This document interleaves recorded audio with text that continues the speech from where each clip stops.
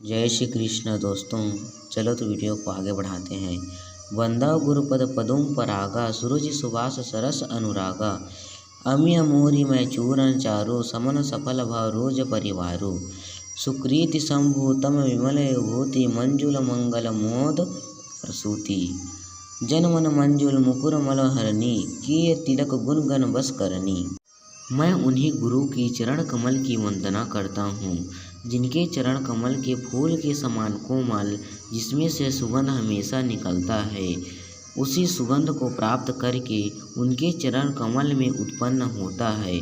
उन्हीं के चरण कमल ही संपूर्ण जीवों के एकमात्र आश्रय स्थान है, जिनके द्वारा संपूर्ण जीवों का कल्याण हो सकता है, जिससे किसी को भी अणुमात्र भय नहीं होता, क्योंकि वे स्वयं ही रस हैं। उन्हीं को आनंद सिंधु कहते हैं। उन्हीं को रस के रस भगवान श्री कृष्ण हैं। उन्हीं भगवान से प्रेम हो जाना ही अनुराग है।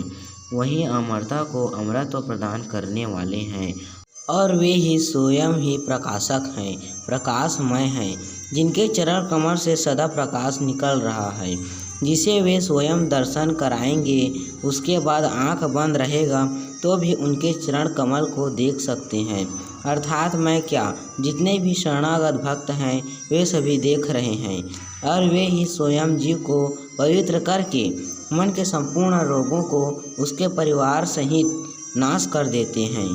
उनके सुंदर कर्म द्वारा ही उनके दोनों रूप को जाना जा सकता है, क्योंकि वे ही देह और वे ही देही भी हैं और वे ही हमें नासी शरीर भी देते हैं और उन्हीं के पास हम सब का अविनाशी देह भी है, जिसे विमल विभूति कहते हैं। उसी देह को प्राप्त करने के लिए श्रीमद्भागवत दशम स्कंद के 22वां अध्याय में वर्णन किया गया है। मंजुल मंगल मोद प्रसूति। उन्हीं श्री गुरु को तन मन धन अर्थात स्थूल सूक्ष्म और कारण तीनों शरीर को अर्पण करते ही वे हमारा मंगल स्वयं कर देते हैं।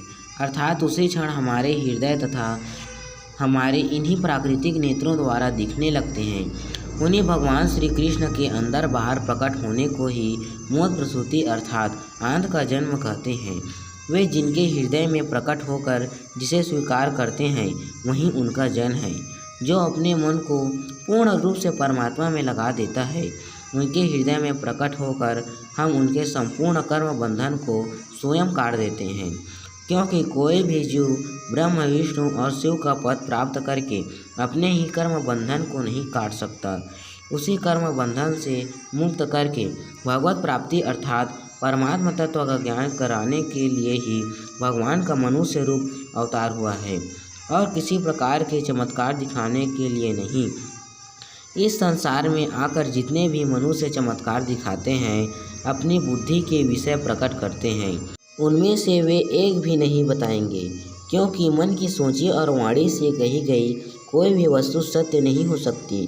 उन्हीं भगवान के नर रूप को राम अथवा गुरु और ईश्वरीय रूप को कृष्ण कहा गया है। उन्हीं गुरु को उन्हीं के द्वारा गुरु और गोविंद रूप में जो कोई भी जानकर उनमें प्रेम करता है तो संपूर्ण गुण के स्वामी उनके बस में हो जाते हैं, अर्थात वह भगवान का भक्त हो जाता है और वो अपने भगवान को हृदय से लगा सकता है, स्पर्श कर सकता है, नचा सकता है और भगवान की दिव्य लीला का वर्णन शास्त्रों में है उसे इस संसार में प्रत्यक्ष प्रकट करके दिखा सकता है, जिसे रास और महारास कहते हैं।